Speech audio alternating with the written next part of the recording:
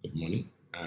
My name is Olajide Olagunju, and I'm the author of the book How to Resolve a Conflict, which is the book I want to share with you on the screen. How to Resolve a Conflict. This is the textbook for the lecture series you've just joined. The title of the lecture series is How to Resolve a Conflict, and this is lecture 34. Welcome. What we are doing today is read from the book. We're going to read a part of the 10-step mediation, step 4. We'll have a discussion on it. And once again, welcome. Step 4, identification of needs and interests.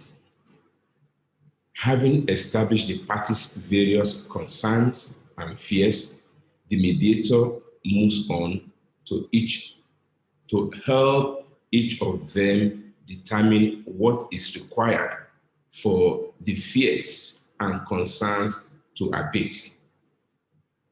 This is the identification of needs. It is probably the most important aspect of the process. Mediation itself is called a need-based approach to conflict resolution. This opposes it to right-based approaches such as litigation. It also opposes it to power-based approaches such as wars and labor strikes. Proponents of the need-based approach to conflict resolution believe that conflict arises when parties' needs are not met. It follows, therefore, that when the needs are met, the conflicts are resolved. They argue that right-based and power-based approaches to conflicts do not resolve them effectively, but only temporarily. This is the case because these latter approaches are not concerned with underlying concerns and needs, but with right and wrong or with winners and losers.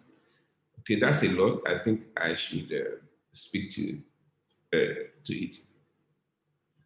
Now, when we have finished with what we did in the past 3 or so lectures, which is understanding feelings, dealing with them, and understanding the problem or concerns or fears, uh, we then go on to the next layer of the conflict resolution, which is understanding what are the unmet needs behind the conflict. Because we know that if needs of the parties in the relationship that led to the conflict, if those needs were being met, if those needs were being met, there would not have been a conflict. Hence, uh, we say, as I read in this book, that the most important work of the mediator is to determine what needs are not being met. Because we know that once the needs are met, the conflict will go. The conflict is not the problem. It is the unmet needs that are the challenge. So, as I said here, once the needs are met, the fears will go, the concerns will abate, the problems will be resolved.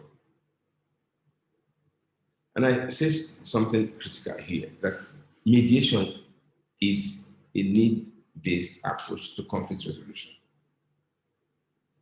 I am of the opinion that all amicable dispute resolution processes are need-based approach. They are trying to understand what are the needs not met, which unmet needs are driving the conflict.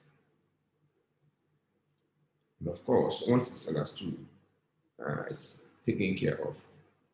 But not in this step. This is step 4. This is just understanding what those needs are. We are not resolving, we are not meeting them yet. We're just understanding what those unmet needs fueling the conflicts are. We also say very importantly here that need-based approaches like mediation are opposed to right-based approaches such as litigation. Right, as in one party is right, the other person is wrong. Um, they are opposed because they are looking at very different things. One is saying, well, you will win or you may lose. The other one is saying, well, nobody loses here because we are not the problem. It's just that our needs are not being met. So let's work on meeting them, and then we both win. So that's why it's also called a win-win approach. And I say also in the book that it also opposes it to um, power-based approaches like strikes, like wars. Uh, in power-based approach, it's the show of force. Who is more powerful?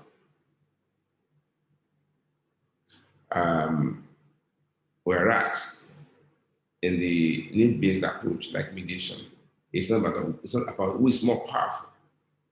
As a matter of fact, as I said in an earlier lecture, need-based approaches like mediation create power parity. You know, they create a level playing ground.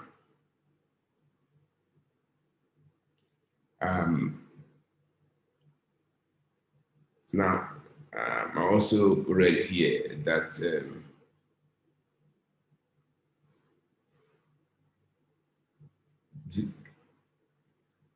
that right-based and power-based approaches to conflict do not resolve them effectively, but only temporarily. And I think that is true. A right-based approach, trying to understand who is right, who is wrong, uh,